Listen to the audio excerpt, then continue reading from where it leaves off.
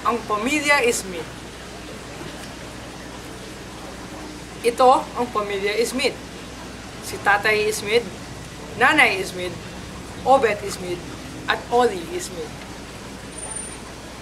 Marami silang kapitbahay, ngunit hindi sila namamansin. Katwiran nila, sila ay naiiba dahil kulot ang buntot nila. Araw-araw, ang pamilya Smith ay walang inatupag, kundi pagandahin ang buntot nila. At kapag sila ay naiimbita sa mga pagtitipon, ang lagi nilang sagot ay, marami pa kaming gagawin. Ang gagawin pala nila ay magsusuklay at maglilinis ng buntot nilang kulot at maganda. Minsan, sila ay inanyayahan ng kanilang mga kapitbahay. May pag-uusapan silang mahalaga tungkol sa nakawan sa bayan nila. Hindi dumalo ang pamilya Smith. Sila ay abala sa pagpapaganda ng buntot nila. Isang gabi, bilog ang buwan at nahihimbing ang pamilya Smith, pumasok ang magnanakaw sa kanilang bahay.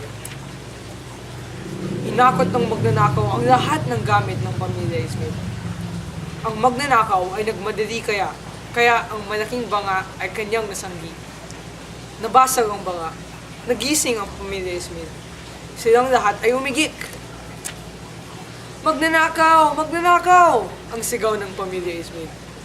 Mabilis na sumakyolo ang kanilang mga kapitbahay. Ngunit nakatakas na ang magnanakaw. Nalungkot ang pamilya Smith. Wala na tayong gamit at pagkain, igik ng pamilya Smith.